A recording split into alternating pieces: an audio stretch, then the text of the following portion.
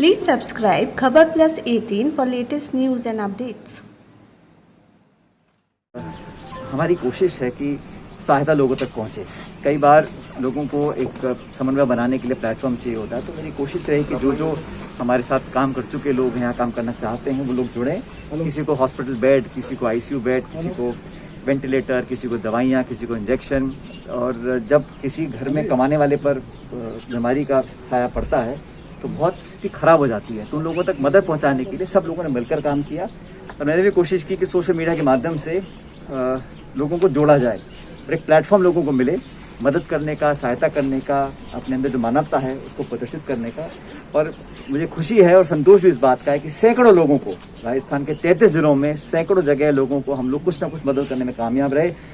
मन ये तो करता है कि सबकी मदद कर सकें, लेकिन साधन सीमित हैं, अस्पताल में बेड सीमित थे, तो सब लोगों की पूरी मदद हम नहीं कर सके, लेकिन फिर भी अनेकों लोगों को तक हम लोग अपने सहायता का हाथ पहुँचा सके, इस बात का मुझे संतोष है।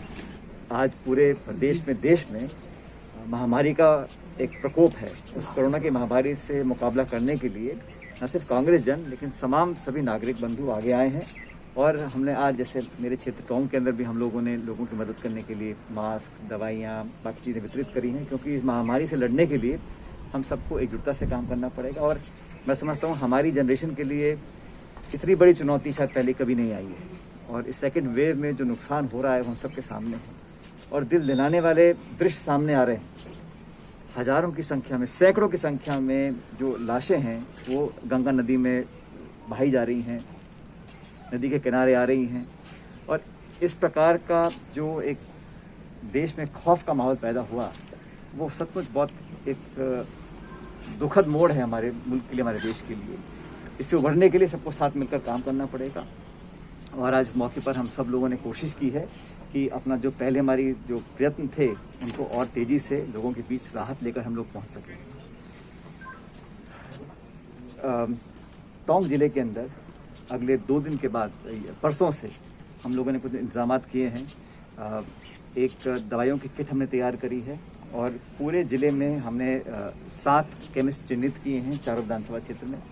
और कोई भी मरीज डॉक्टर का प्रिस्क्रिप्शन लेके और अपने रहने के निवास का प्रमाण पत्र लेकर कर जाएगा तो उसको बिल्कुल निःशुल्क वो पूरी दवाइयाँ कोरोना के इलाज के लिए निःशुल्क दी जाएंगी। ये व्यवस्था मैंने कल से टोंक जिले में हम चालू कर रहे हैं। किसी भी मरीज को अब दवाइयों के लिए पैसा नहीं देना पड़ेगा और वो चिन्हित केमिस्ट के पास जाकर अपना प्रिस्क्रिप्शन दिखाकर वो सब दवाइयाँ उनसे ले सकते हैं। ऑक्सीजन की जो पहली कमी थी वो पूरी कर ली गई है। अस्पतालों में अब सब स्थिति नियंत्रण में धीरे धीरे आ रही है, लेकिन अभी भी हम लोगों को सचेत रहने की ज़रूरत है। मैं समझता हूँ ढिलाई हम लोग नहीं बरत सकते हैं, क्योंकि अब नौजवानों में कहा जा रहा है कि बच्चों में भी ये प्रकोप कोरोना का फैल सकता है, इसलिए बहुत एहतियात के साथ हमें।